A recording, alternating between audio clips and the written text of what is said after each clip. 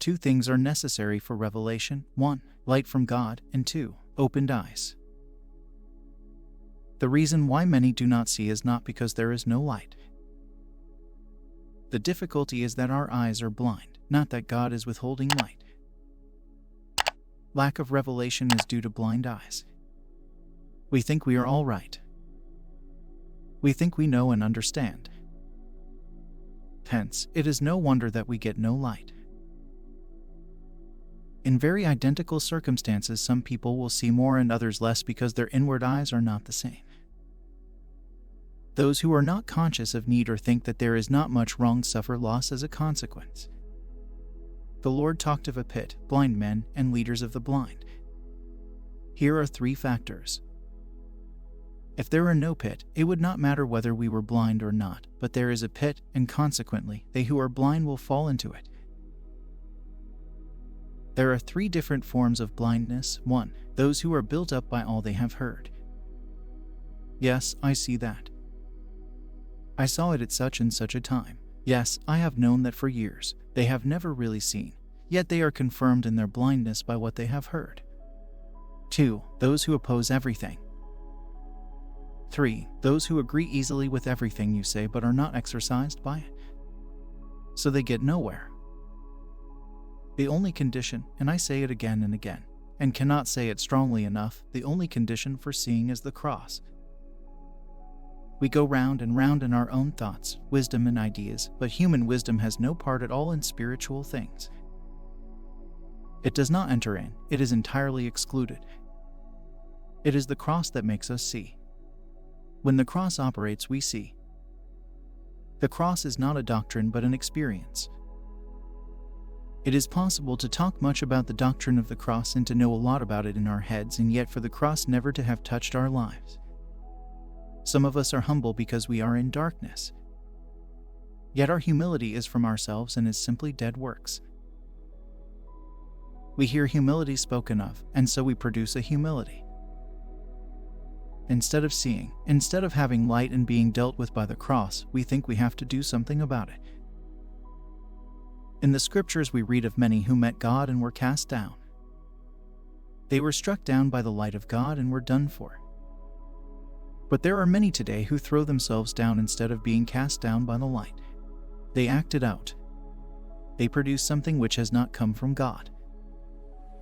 If God indeed meets with us, if His light slays us, it is something quite apart from ourselves, and the time and circumstances are not under our control. There are some who seek to produce something, who try to do it themselves. They choose the way and the time and place. It is all useless, however, and absolutely of no value. This all has to be got rid of before God can do anything. If we have once had a fundamental seeing, then we will go on seeing. There will be an open heaven.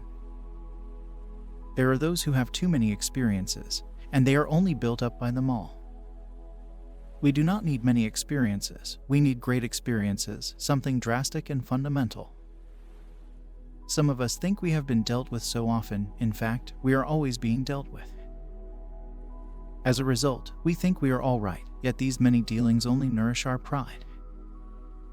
Those who have been dealt with most in small ways are the most proud. If we lack the fundamental dealings of the natural life, nothing else is of any use. Only those who have had that fundamental blow can cease from their own works. There are those who cast themselves down, humble themselves, but it is only a kind of daily drill. They try to act out what they have heard, but it has absolutely no spiritual value. It cannot do anything for them, apart from making them proud. We cannot use our own strength to produce anything of spiritual value. A daily seeing comes from a fundamental opening of our eyes. When and how God will strike us down, we do not know, but if we are living before Him with an honest heart and are handed over to Him and have put ourselves in His hands, He will bring it about. He will do it. The eyes of Jehovah run to and fro throughout the whole earth, to show Himself strong in the behalf of them whose heart is perfect toward Him. A perfect heart is an honest heart. God is not afraid of those who kick against the goads. Saul kicked, but he was honest. God is only afraid of actors. All spiritual experiences come from inward seeing. We can have no real experience apart from seeing.